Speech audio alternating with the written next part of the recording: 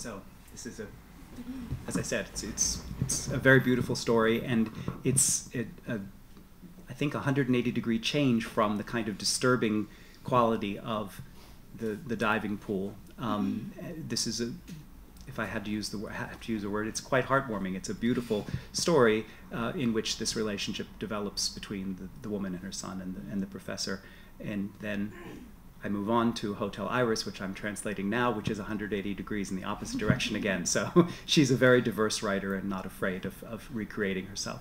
It just occurs to me, though, that what might be sort of the connective tissue with this novel is that mathematics, because I feel like I've just recently read somewhere that she's also written a book with a mathematician. Yes, she has. And so, it's just, again, that the obsessive, it may be one of her obsessions, and if it's not a disturbing obsession, it's just, she's writing about mathematics. And it's true, and the housekeeper becomes obsessed with the professor's mathematics. Right. It also has, in common with all of these other works, this sense of a family that doesn't exist until you create it. Right. And this woman has come from a very troubled background. Right. And so here she's working through it with somewhat more success than, for instance, the narrator of the diving pool.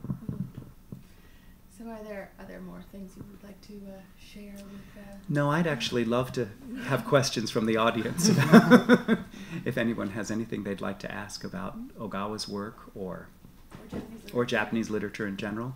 Allison knows a great deal. Yeah.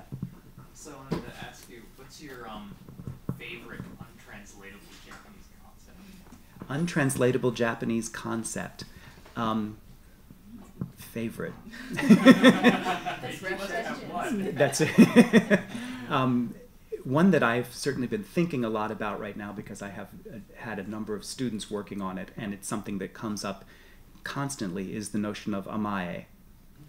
Amae, I'm sure most of you know, or many of you know, is translated as dependence. And it's a common verb in Japanese, to amaeru, which means to form a interdependent relationship with someone. And a very famous social psychologist, Doi Takeo, theorized it in a book called The Anatomy of Dependence, among many other books. But it really dependence doesn't do it justice at all as a translated concept. And it really is, it may exist in other cultures, but the way the Japanese think about it and the way it structures the culture, the way that it's based on the relationship between the mother and the child, but it structures so much about Japanese civilization, and it's very hard to move it out of its situation. Do you have a favorite? Well, I'm not sure if it's the favorite, but the one that I've been working with more recently is what comes to mind is mono no aware, and the sadness, the samishisa and sabishisa, and there are just so many sort of gradations of sadness and loneliness that you come across in Japanese literature, and the words that we have, sorrow and sadness and loneliness, they don't necessarily always convey what, it's kind of hard. It can be difficult to get, just the right tone of that. Very difficult. And one of the things that fascinates me about all those words, mono no aware and sabi, is that they're also aesthetic terms. They're not just emotional terms, but they're very much, they govern the way, what's beautiful. Something has to have a certain portion of sabi, sort of, which is literally rust in it, in order to be beautiful. And I think that's very interesting, because when we think of sadness or loneliness, we're really not talking necessarily about the concept of the aesthetic aspect of it.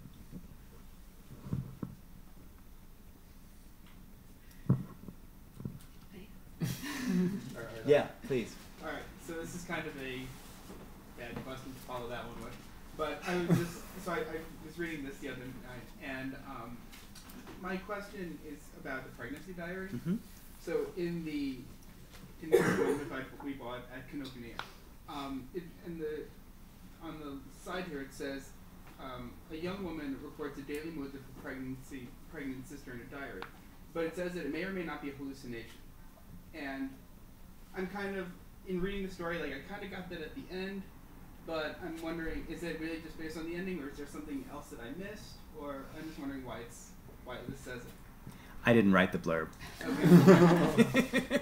and I'm not sure I would have characterized it that way, although I do think that the ending is extraordinarily ambiguous, Yeah, and I think it was clear that it wasn't. What do they used to call it? An hysterical pregnancy, or it seemed to me clear that it wasn't an hysterical pregnancy. But what the outcome of it is unclear. Right. As ambiguous as the ending of the dormitory.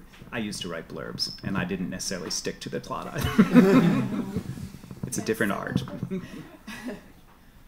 But also, I mean, I was looking through the book before coming here tonight, and in the dormitory story, the sound that the way that it begins with the sound, and that, well, it sort of comes together again in the end, but the way that she presents the sound in the beginning is very much different from sort of the texture of the rest of the story.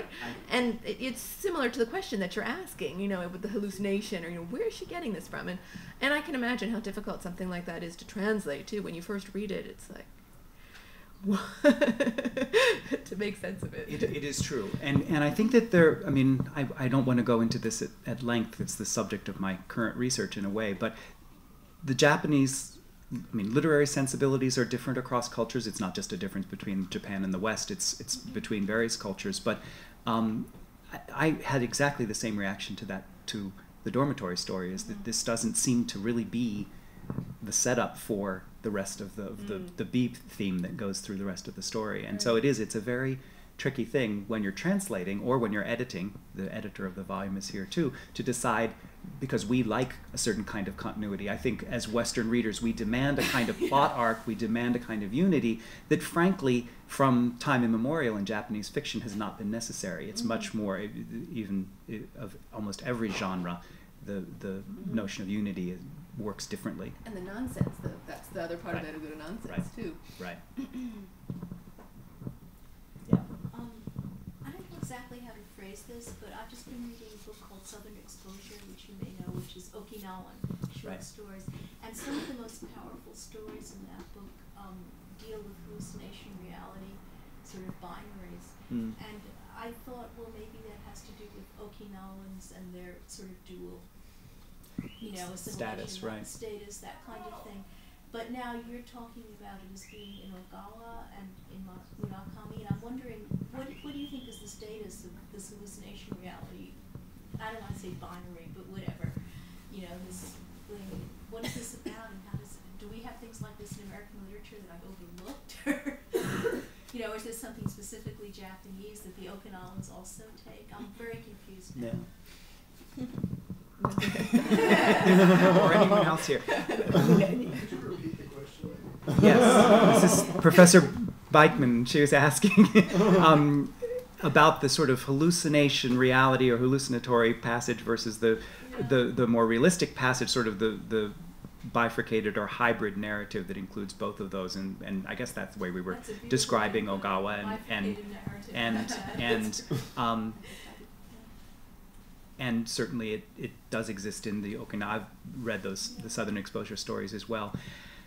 I don't think it's exclusively the property of Japanese fiction at all, and I kept mentioning magical realism as a precedent, and I really do think that for Haruki Murakami, for instance, that's the much more germane influence than anything from Japanese fiction. But it really goes back in Japanese fiction as well. You have all of the Edo period people like Ueda Akinari, who were masters of creating sort of a very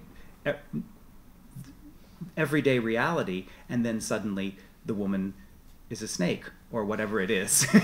and I think that in fact it's fundamental to literature in general. It's a function of imagination, and it does seem to be very popular, but fantasy is enormously popular in American fiction at the moment as well. Yeah. But Ogawa, interestingly enough, the housekeeper and the professor, for instance, has no fantasy element at all. So she's certainly capable of both things. And I suppose Haruki Murakami is, although there always seems to be something to spice it up. Always something. Can I just ask a follow-up? What is magical realism in our literary tradition? I know it in art, but I've never heard. Well, I'm thinking of South American magical realism. Oh, I see, I not see. American. Okay. Yeah. Okay, thank you. One more question. Okay.